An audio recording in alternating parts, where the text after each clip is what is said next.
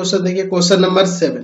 यहाँ पे देखिए 1 का स्क्वायर है, फिर दूसरा पद 1 का स्क्वायर प्लस 2 का स्क्वायर, तीसरा पद 1 का स्क्वायर प्लस 2 का स्क्वायर प्लस 3 का, चौथा पद 1 का स्क्वायर प्लस 2 का स्क्वायर प्लस 3 का स्क्वायर प्लस 4 का स्क्वायर। ऐसे ही बढ़ते बढ़ते, तो अगर इस तरह से बढ़ा जाएगा तो दिए गए श्रेणी का nवां पद क्या होगा?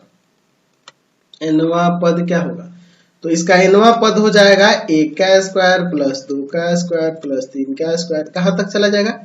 n के स्क्वायर तक। समझ रहे हैं ना बात को? पहला पद 1 का स्क्वायर है, दूसरा पद 1 का स्क्वायर प्लस 2 का स्क्वायर, तीसरा पद 1 का स्क्वायर प्लस 2 का स्क्वायर प्लस 3 का स्क्वायर। उसी तरह से nवां पद क्या हो जाएगा? यह हो जाएगा, यानी nवां पद ही यही होगा। तो इसका यहाँ पे योग वाला फॉर्मूला लगा देंगे, n into n plus 1 into में 2n प्लस 1 और बटा में 6। इसको थोड़ा सॉल्व कर लेते हैं। n बराबर 1/6 n और यहाँ इंटू कर लो इस दोनों में, तो 2n स्क्वायर प्लस में 3n और प्लस में 1। देख लो 2n स्क्वायर, यहाँ n आएगा, यहाँ 2n आएगा, तो 3n और 1 चलिए an बराबर में 1/6, ये n इंटू कर दो अंदर, 2n क्यूब प्लस में 3n स्क्वायर और प्लस में n। चलिए यही ना होगा। अब आगे इसे सॉल्व करते हैं योग निकालने के लिए। Sn बराबर में sigma r equal to 1 to n ar। तो ar कैसे निकलेगा? इनके जगह खाली यहाँ r कर देंगे, यानी हो जाएगा sigma r equal to 1 to n, यहाँ पे सिर्फ r कर देना है, 1/6 2r cube plus 3r square.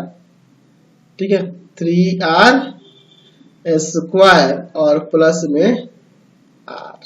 समझ गए ना? n के जगह मैंने r कर दिया क्योंकि यहाँ ar लिखा है मैंने।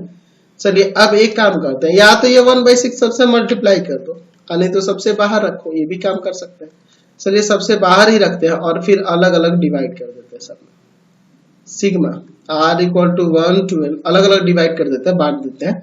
ये 2 बाहर आ जाएगा, कॉन्स्टेंट है तो r क्यूब प्लस 3 बाहर निकल जाएगा, r equal to 1 to n r square plus sigma r equal to 1 to n r।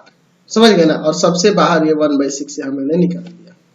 अब सबका योग के लिए फॉर्मूला लगा देते हैं। 1/6 यहाँ 2, ये प्रथम n प्रकार घनों का योग क्या होता है? यहाँ पे हम लिख सकते हैं n इंटू n प्लस 1/2 का होल स्क्वायर। ठीक है, प्लस 3, ये n प्रकार के वर्गों का योग, n into n plus 1 into में 2n प्लस 1/6 और यहाँ पे इसका n इंटू n प्लस 1/में क्या हो जाएगा जी? 2। समझ गए? कोई दिक्कत नहीं है। चाहो तो यहाँ कुछ कॉमन कर सकते हैं और चाहे यहाँ पहले काट देते हैं, 2 बार में कट जाएगा। यहाँ पे देखो मैं क्या कॉमन करता हूँ, 1/6 पहले से है और यहाँ इंटू में अंदर से कॉमन कर लेता हूँ n इंटू n प्लस 1/2। देखो यहाँ 2 बच जाएगा और 1 बच जाएगा n इंटू n प्लस 1/2, क्योंकि एक ही बार निकला है, ये 2 काट सकते हैं, plus n into n plus 1/2 common हो गया, 2n प्लस 1 बच गया और यहाँ पे 1 बच जाएगा। ठीक है, अंदर एलसीएम लिया जाए और यहाँ कर देते हैं n इंटू n प्लस 1 और बटा में 12। अंदर देखिए एलसीएम क्या लेना है, तो कट गया ना जी, एलसीएम लेने की कोई जरूरत नहीं है, खाली गुना कर देना है। n स्क्वायर प्लस में n प्लस में 2n प्लस में 1 प्लस में 1। ठीक है, n इंटू n प्लस 1/12 है और यहाँ पर ऊपर इंटू में दे देते हैं, ऊपर ही दे देते हैं n स्क्वायर प्लस में 3n और प्लस में 2। यही ना हो जाएगा आपका। चलिए आगे इसे सॉल्व कर सकते हैं इसका फैक्टर करके।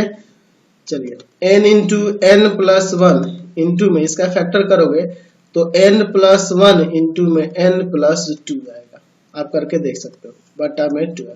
ये 2 बार है तो इंटू हो जाएगा, n इंटू n प्लस 1 का होल स्क्वायर कर देते हैं, 2 बार है तो, और इंटू में n प्लस 2 बटा में 12। ये आपका आंसर हो गया। समझ गए ना? चलते हैं अब अगले क्वेश्चन पे। चलिए अगला